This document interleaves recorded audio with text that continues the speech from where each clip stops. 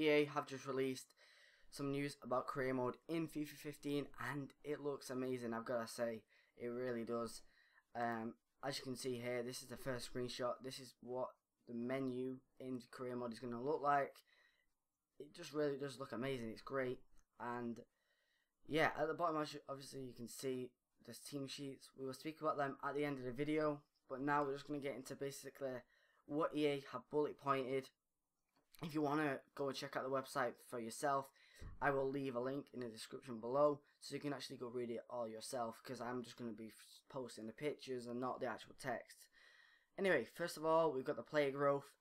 Basically now what they've done here is made they've made a realistic system for player growth and potential. What they've done is made it so high potential players grow faster if you give them the opportunity to do so. So I could see it more being about the younger players like Januzaj, Sterling. Basically, you know, if you play them a lot, they're gonna, you know, get to that high rating that they're expected to get to faster. And if you don't play them, then it's gonna take them more time, which is definitely more realistic now. And also, they put in that highly rated old players won't retire as quickly. Now that is great to see, but what I want to know is, do they drop rating as quickly still? Ibrahimovic is an example of one in FIFA 14.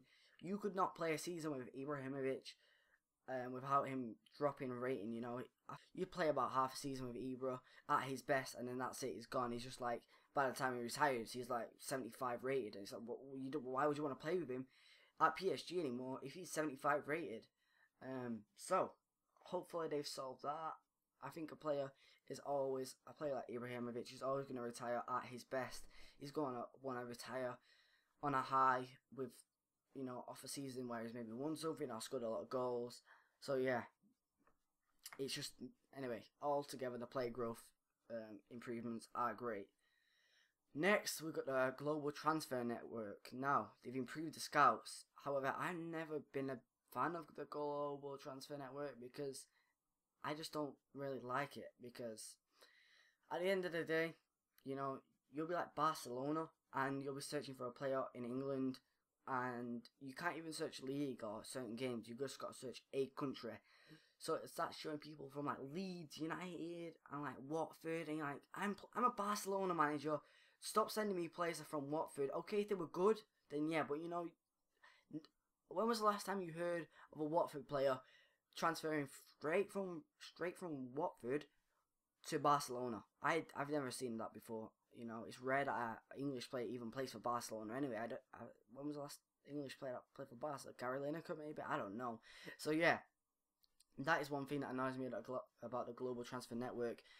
But let me tell you what they've improved. I don't even think I just said that. They've made it now so they automatically recognise squad weaknesses and suggest replacement players based on the team you want to build. So that is something I would like about him. You know, if there's a player that's maybe weak, I mean, obviously you'll be able to determine that yourself. If someone's not as good as the rest of the players, you probably see that for yourself by the rating. So yeah, it's a good feature that they've added in, but I don't think I'll still use the global transfer network. Third, we've got the player search. They've made that much faster now. I mean, the player search is the most annoying thing in career mode. You search for a player, then that sand timer thing comes up, it swivels around, and you've got to wait for like 10-15 seconds. You're like, oh, come on. Yeah, that's gone. Oh, I hope. Basically what they put is a new player search screen, lets you find players faster and better suited to your team. Player names populate as you search. So, what I think it is now is, as you search a player, then everyone who's got them letters in their name will start to, you know, show up on the screen, and if they don't, then they'll disappear. So, basically the players start to appear as you're searching. Instead of you typing in the name, then you search, then they appear, which is much faster. The final bullet point is storylines and presentation. Here it says accurate and in-depth analysis around players, team and leagues during the match and throughout the mode as you progress your career. Obviously this is something new, and I've actually seen a bit of this in action in a few like trailers. Basically when like a team concedes, the keeper and the defender like barge past each other because they're obviously angry, and and you got people like celebrating together, hugging each other, high-fiving. Well, I don't know if they're high-five, but basically you have different types of moods now. The players actually express their, how they're feeling, and obviously they've, as it says here, they've pretty much put it in career mode. So if your team's doing well, they'll probably have a high morale. You will see it on the field. If they're not doing well, though, obviously the team, when they concede, they'll be like barging past each other, as it shows. And maybe even, starting a few arguments. I've seen that now. Apparently that is coming into FIFA, where people will start trying to, get at each other, especially if a player is very upset or his morale is low. So yeah, that is something very nice to see in the game. Last though, which wasn't included in this, it was actually included in the team sheets. In the team management, is the team sheets.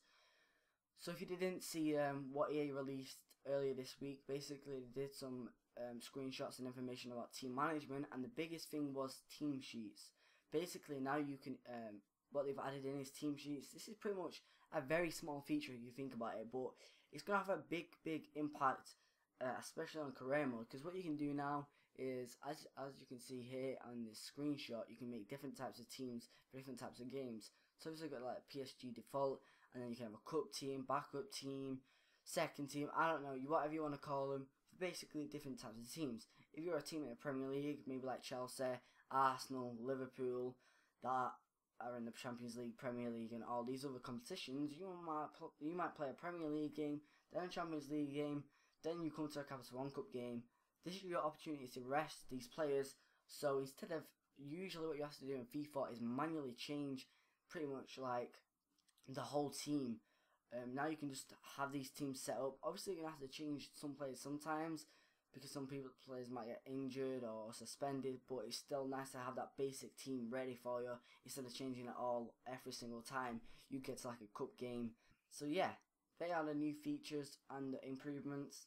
And what do you think of them? Leave your comments down below. The last thing I'm going to say is please vote in my straw poll for what team I'm going to be in my FIFA 15 career mode series. I picked 4 teams. They are Real Madrid, Arsenal, Manchester United and Southampton. And the first 3 are just like massive teams. And probably a lot of people will be doing series on these teams. But the reason why I chose Real Madrid is because they've got such like a perfect team, and I don't really have to do any signings, but I suppose that's what some people might want to see. I don't know. Arsenal, obviously they've got Sanchez, Ozil. That'd be a great team to play with, and even they definitely need improving. Manchester United the same. They had a terrible season. It'd be great to see what I could do with them. And the reason why I picked Southampton is because they literally sold every single key player, and I would just love to rebuild a Southampton team. It would be really hard because I doubt FIFA will or EA will give them a lot of money. I would love if they got at least 30 million, because obviously they've sold so many players. But we'll see what happens. Please go and vote in that straw poll, and whichever team gets the most votes, that will be my first series on that team. So that's it for me though, guys. Thanks for listening. Once again, if you want to check the links out to the team management and career mode screenshots and information, links will be below. Go follow me on Twitter. Please vote in that straw poll, and yeah, that's it really, innit? Like, subscribe, comment, all that stuff, and until next video, goodbye.